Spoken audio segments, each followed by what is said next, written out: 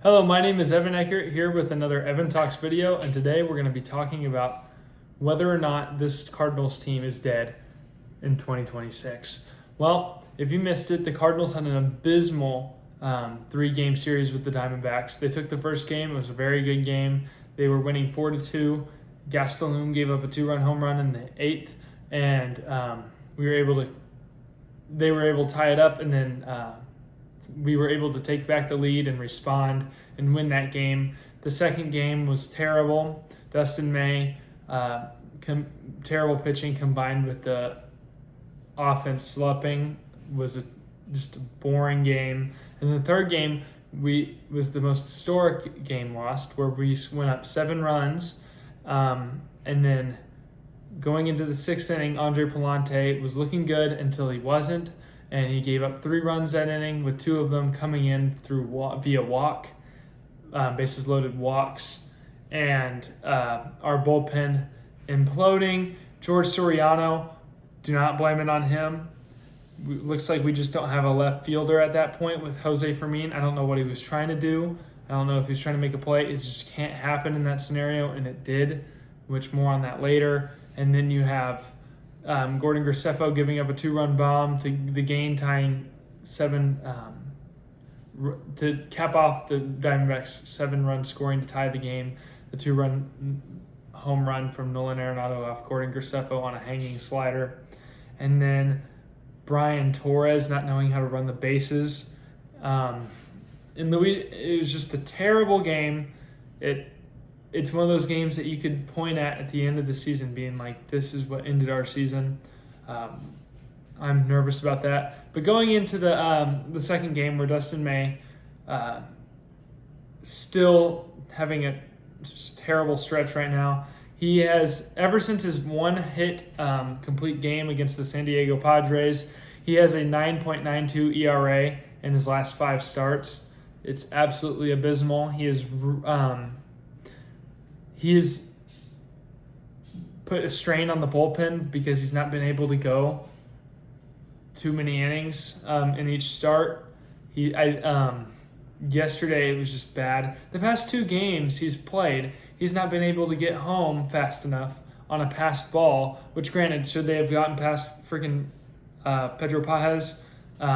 No. But did they? Yes. And so what did Dustin May do? He just sat on his butt on the freaking mound. Really ticked me off. Could have got the 2 guys at home, one on Saturday's game, and then one on his last game started. I could look up who that was against because the Braves. Just, oh my gosh, he's looked terrible. He's walking the world. He has 11 walks in those 5 starts. Just a little over 2 walks a game, I guess, and then just it's been terrible for him. I used to feel as if we're gonna win or have a best chance with Dustin May on the mound. Now when I see Dustin May on the mound, it feels like Matthew Liberatore in that span of Matthew Liberatore starts. But Matthew Liberatore still feels like Matthew Liberatore not being able to pitch. He has had a couple good games, but that's beside the point. He didn't pitch.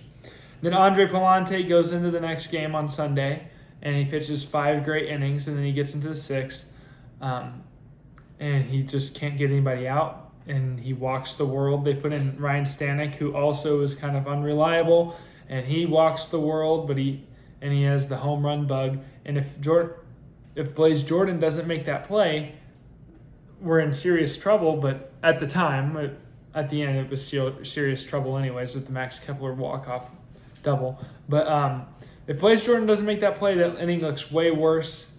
It's just unreliable bullpen right now. Andre Palante has been scuffling ever since I was like, well, maybe he's the stopper of the rotation. That's aged well. Dustin May has looked terrible.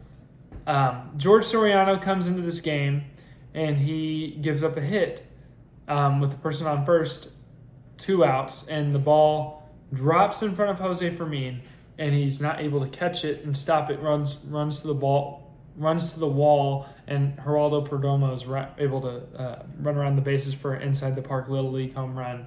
Just inexcusable. Jose Fermin has looked terrible. in defense in general ever since that Cubs game. I've been saying he needs to get out of third base. We need to play Blaze Jordan there, and I know Jose Fermin's been hitting the ball well, and this is a career year for him. But ever since the botched double play in the Cubs series, dropped that series, we were not able to sweep because of that play. It's looked terrible from him in the field. If you go back to the Brewers series, on the last game, he was not able to tag out the runner going to third, which led to a couple runs scoring. This didn't get botched, but he dives in front of Mason Wynn. Mason Wynn was able to stop it because he was able to scoop it and throw out the runner. That could have been ended catastrophically. He's just looked lost. And in general, I can look at three or four, if you want to count the Jose Fermin Brewers game, that we've lost due to bonehead plays in the field. Jose Fermin, Cubs series. Jose Fermin in the Brewers, which really it wasn't, but whatever, I'll just add it in here. Mason Wynn on the Braves, not able to throw it into first. He chunked it into the dugout. It looked like, not really, but he chunked it over the first baseman's head, scored the go-ahead run. And then last night, Jose Fermin botched it, terrible misplay running. It's just terrible. It's not the Cardinal way of playing baseball. Now, I know these guys young guys got to learn, but if you guys really want the postseason, you guys are they're gonna have to work on it and play winning baseball and stop giving these games away, because that game, Sunday's game, was not a game we should have lost. The D-backs didn't take that game. We gave it. We gave that game away. And I know the guys are trying to make it hard for Chaim Bloom to buy it, to make his decision hard on whether to sell. But at this rate, they're going to have to sell. We can talk about the trade deadline. Dustin May, obvious trade candidate now. I don't know how much you get for him. I think he still has value. He's shown that he can pitch well, and he has nasty stuff. And he was able to be traded last year for a pretty good prospect from the Dodgers to the Red Sox, and I think he had a worse season. He had a little bit worse season with the Dodgers. But yeah, he's shown that he can pitch well after this injury. He's just not pitched well recently. So maybe you can get something for him. Jojo Romero, it's going to be tough because now he's on the 10-day IL with an appendicitis, I think I heard. You got Ryan Stanek. I don't know if anybody's going to want him, or is it even valuable to trade him? That's going to be something Chaim Bloom has to work on. Then the two question marks, Lars Nootbaar and Riley O'Brien, because they're still under team control after this year. Riley O'Brien's a free agent 2030, 2031 maybe. And then Lars Nootbaar has a couple of years left of arbitration. So it's going to be interesting to see what Chaim Bloom and his team is going to have to work out. If they buy anything at this deadline, the Cardinals roll into the trade deadline with a flourishing record, flush this series, and able to actually score runs and hold leads and win games, then maybe it's a discussion. I still think he's going to do a hybrid buy-sell. I think if you're going to buy for this team, it's got to be the bullpen with little names, maybe like trading a Cesar Prieto, guys that are not going to impact the future.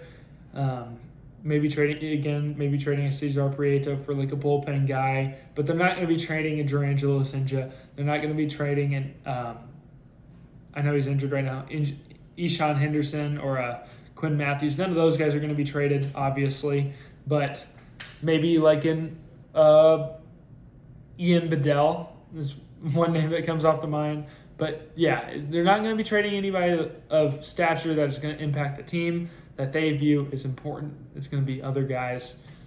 But just a disappointing series, because that series you should have taken. The Cubs series, you should have swept. The Braves series, you should have swept. You should have won one or two more from the Brewers, maybe. I don't know. But just, we thought they were going to come out swinging, and they did. And then they just played terrible at the last game. Talking about the game in the middle against where Dustin May pitched. The one people that, let me get off that for a second. The people that want to blame this on Oliver Marmol, saying he shouldn't have thrown Gordon Graceffo in the 8th inning, where he gave up the game-tying home run to Nolan Arenado. Else are you going to go to in that situation? Like, you could go Svanson, who has a 6 ERA. You have Scott Blewett, who's had a 5 ERA in AAA. Who else is there? Justin Brule, who pitched the day before. And I don't even think it was a lefty lane. It wasn't a lefty lane. You had Gastelum, but you were going to save him. He pitched the 9th and pitched well. But, it's just, and he had a 9 ERA, and he's young. So are you going to throw him in that high leverage situation? It's just, people are going to get mad at Oliver Marmol this series. That they shouldn't. The only critique I had was maybe throwing Pedro Pages in with Dustin May, and I know maybe they're the tandem. That's Pedro Pages' guy, but it hasn't worked. We've obviously seen he has a over 9 ERA. It doesn't work. It was a righty on the mound. You have a lefty catcher in Jimmy Crooks, who, granted, he's not been hitting well, but I'd much rather see Jimmy Crooks in the game hitting. He has more higher potential, plus he's going to be a long-term guy, or is more of a long-term guy than Pedro Pages, and I don't understand why Pedro Pages was starting, and then look, you pinch hit for him, and Jimmy Crooks hits a bomb. So I didn't like that move, but other than that, the bullpen management was fine. You think you're going to win a 7-run game, and you don't.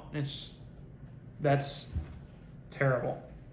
I'm a little heated about it, as you can tell. It just seemed like we had a good team, but they keep on giving games away. They're not there yet. That's what the phrase everybody's been saying. They're not there yet. Granted, they have a great core. Look at Jordan Walker. Jordan Walker won the home run derby. J.J. Weatherholt just signed a big extension. He's one of the best rookies in the class, maybe the best NL rookie. Hopefully he wins Rookie of the Year. We get a draft pick if he does. But Alec Burleson's looked great. Ivan Herrera's been slumping, but he had a 3-for-6 day. We can talk about the Ivan Herrera thing for a bit. I think he needs to maybe sit a couple games. He hits the ball on the ground a ton, and he plays every day. And this guy's never played every day. He always gets injured, or he has been. So maybe give him a couple of days, just let him relax. He played in the All-Star game, so he didn't even really get a break. So hopefully Ivan Herrera is able to bounce back. But back to the Dustin May game, we were swinging at every pitch. I think it was like 20. The guy was in 22 pitches at the end of the 3rd inning or something. It's just like, this team is known to be the guy to rack up the pitch count for these pitchers. They're going to win on the margins, and they haven't been winning on the margins. They just looked completely unaware at the plate against Brandon Pfaadt. And then when they finally did look aware at the plate against one of the best pitchers in the National League, Eduardo Rodriguez scoring 5 runs, he had a 2.23 ERA going into that game.